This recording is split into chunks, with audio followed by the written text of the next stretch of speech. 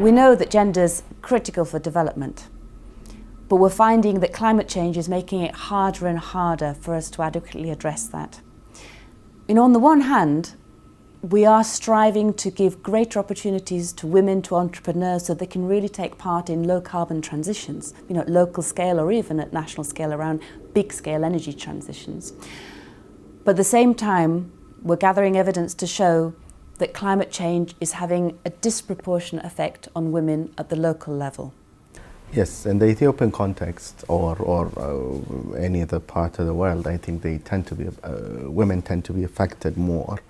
With climate change, there is a water scarcity, water shortage issue that Ethiopia will be affected, which will be one of the areas of impact.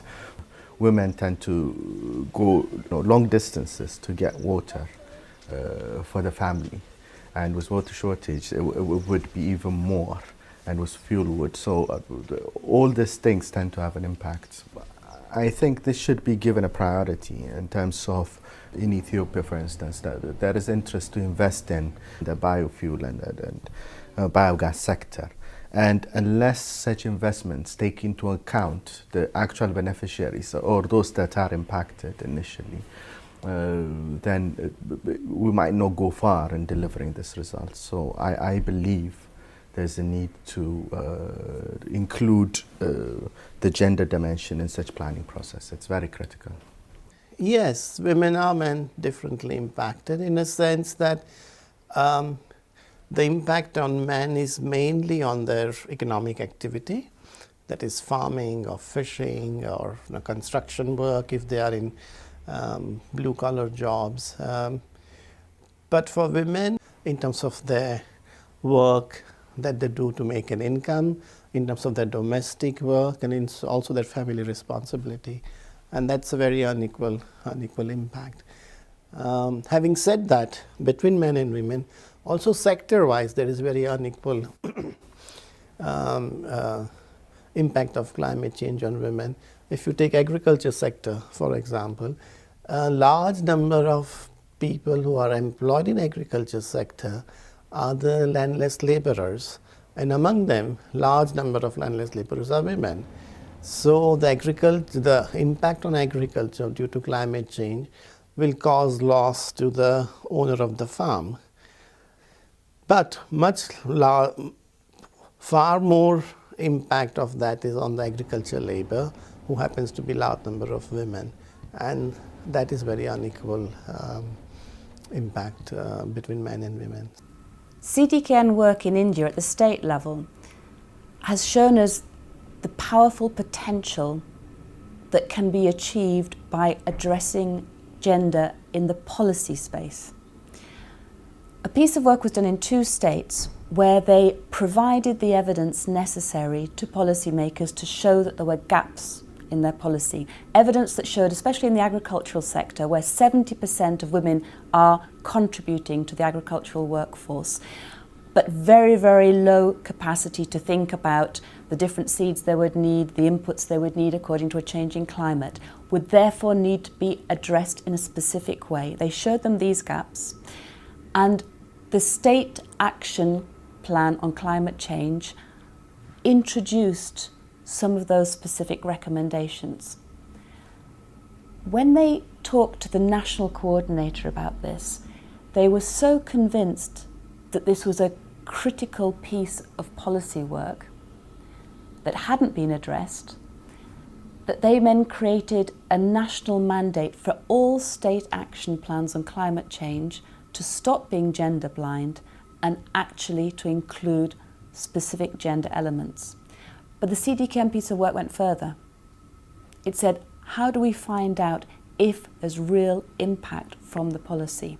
And they did what's called gender budget analysis. They went into the budgets in the different sectors of that plan to find out how much budget had really been allocated to make sure that those recommendations would take place. Very important to do for everyone to be involved in that. What they found out was, yes, there is some budget, but probably not enough budget, not sufficient to effect transformational change. So that's being addressed now. So the burden falls more on women, and you have other things that come into play, including sexual sexual violence, including rape when they go to collect the firewood to fetch the water. So the burden is actually more on the women, and of course, and if there is scarcity of water, the women are the ones who look after the children, and you know, so it's quite a big. So to be able to address really climate change, need to take into account the gender issue very, very, very seriously.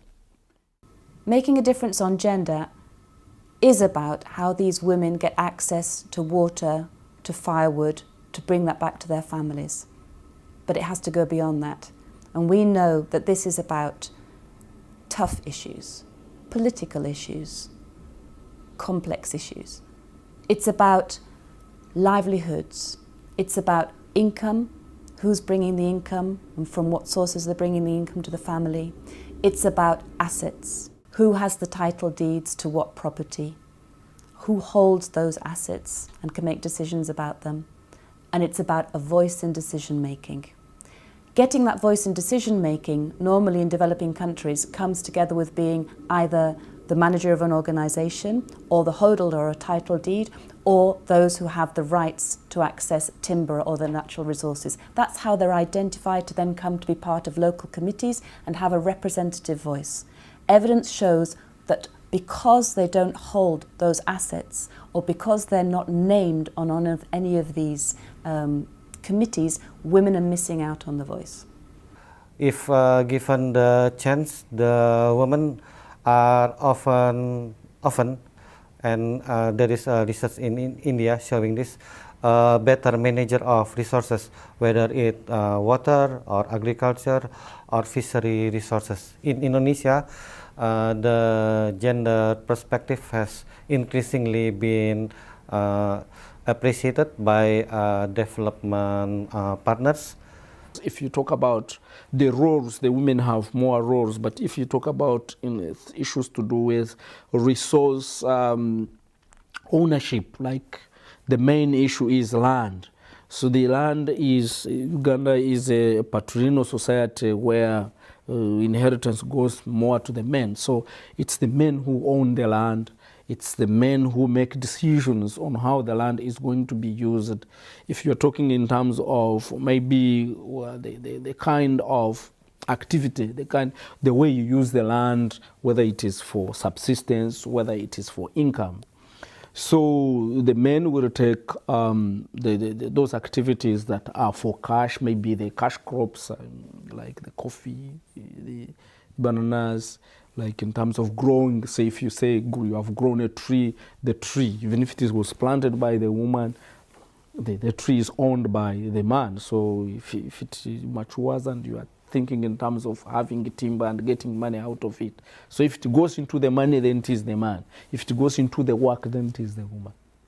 So having women participating really in decision making on how to come up with these climate resilient issues, having a positive policy in terms of equality, gender equity, access to resources, access to opportunities. In some societies, if you talk about education, the boy child is favored more than the girl child. And so it's quite really, the gender issue is quite important.